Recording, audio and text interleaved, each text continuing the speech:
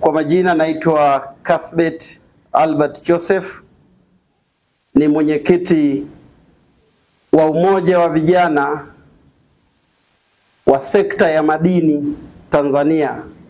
Kiingereza tunasema Tanzania Youth in Mining. Umoja ni umoja wa wadau wote, vijana wote ambao wanahusika kwenye mnyororo wa thamani wa uchimbaji wa madini. Maana yake tuna vijana ambao wengine ni mamalishe, wengine wauza vifaa vya kuchimbia, pamoja na wachimbaji wenyewe. Wapo wanunuzi wa dhahabu, na wote ambao wanahusika kwenye mnyororo wa thamani, hawa ndio wanaunda umoja huu wa Tanzania Youth in Mining. Umoja huu tuliuanzisha baada ya Mheshimiwa Rais kuja Mwanza baada tu ya kuapishwa, alipokutana na makundi mbalimbali mwaka 2021, na akatuambia kwamba sisi vijana tunakutania wapi kuweza kuzungumza mambo yetu na kuweza kufikisha chochote au mahitaji yetu kwa serikali. Hapo ndipo tukasema acha tuanzishe umoja huu ambao ulianza na vijana 600,000 na leo tuna vijana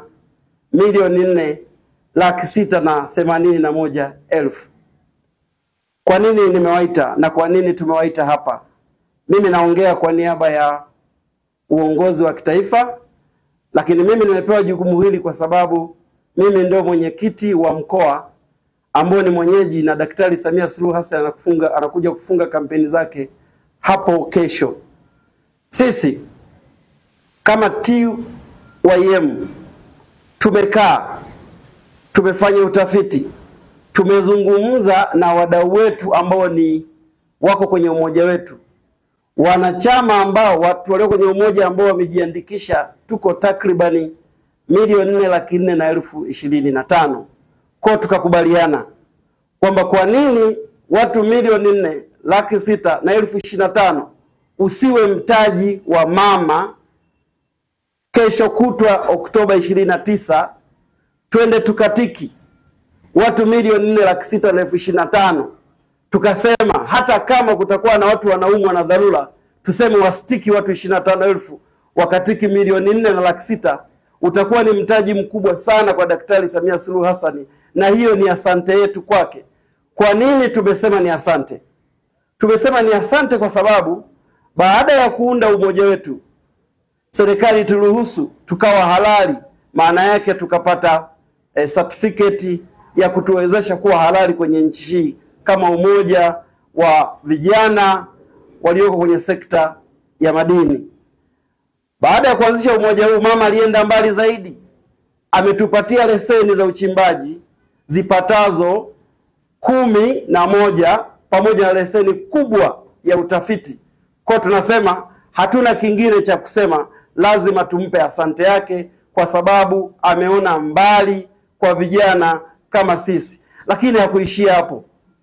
Mama huyu aliweza kutupatia sisi TYM vijana mitambo miwili ya kucholongea, ambayo mtambo mmoja gharama yake ni bilioni zisizopungua 18.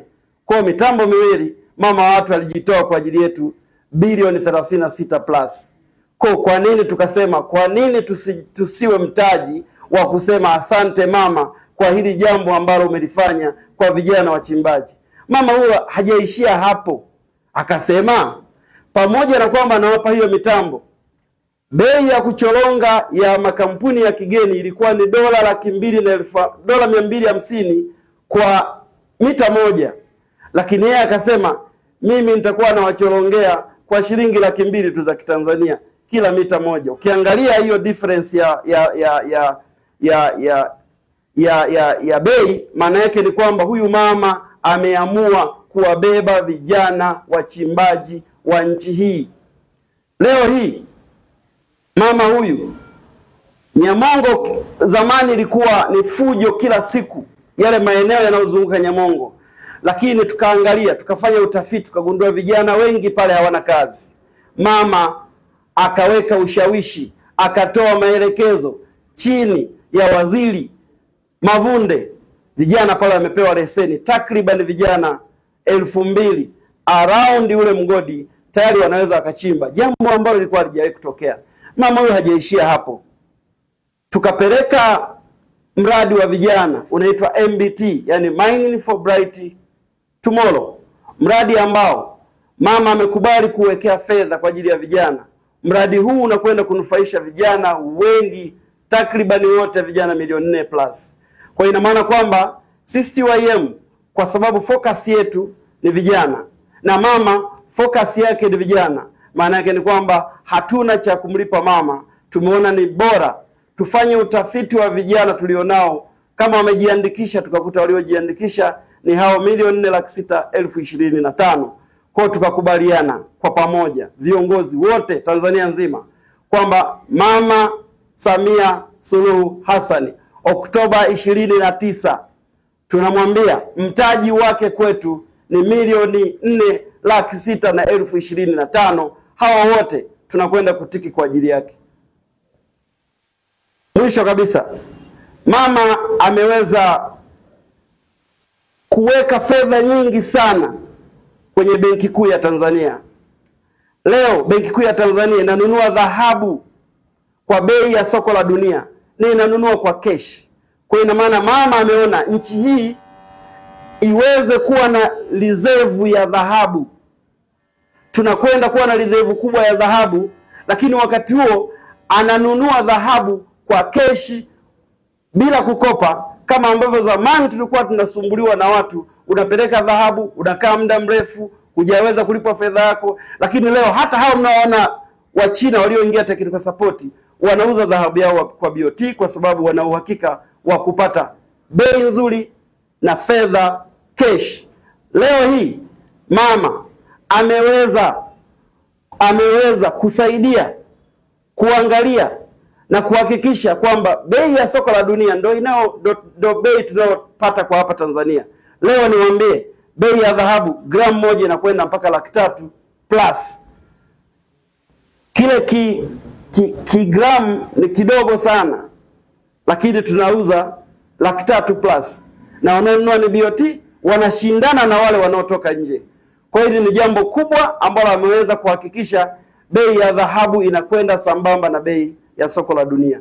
Kwa sisi msimamo wetu, na kilichofanya ni waite tukutane na nyinyi, msimamo wetu kama Tanzania Youth in Mining ni kwamba tunamshukuru sana Daktari Samia Suluhu Hassan kwa kutuangalia vijana kwa jicho pana, na tunasema kwamba anatuandaa sisi kuwa mabilionea. Ndio maana ameleta mradi wa MBT kwa ajili ya vijana. Kwa nimewaita na kusema tunatoa msimamo wetu sisi vijana wa Tanzania Youth in Mining kwamba tunakwenda kurudisha asante yetu kwa Daktari Samia Suluhu Hassan kwa kumpa mtaji wa wapiga kura walio tayari kwenda kutiki 4,600,025. Asanteni sana waandishi wa habari. Naitwa Ashraf Omari, Katibu Mkuu Tanzania Youth in Mining. Katika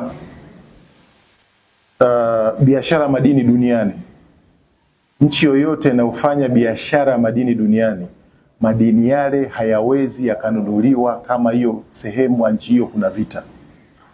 Kwa hiyo kama serikali imecheza upande wake, lakini sisi vijana katika kikao chetu ambacho tumekaa jana Geita, tumeazimia, kwa sababu tunajua athari ya maandamano na athari ya bidhaa ya dhahabu katika soko la dunia.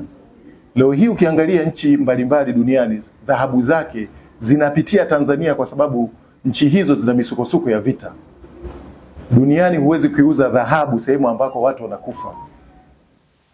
Ndio maana unakuta nchi jirani ambako kuna changamoto ya vita, dhahabu yake inakuja Tanzania ili iweze kupata kibali ya kwenda kuuzwa duniani.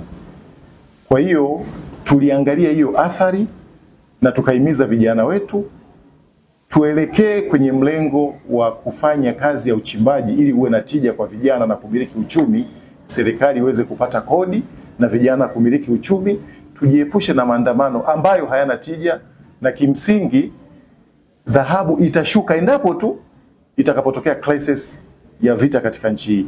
Asante.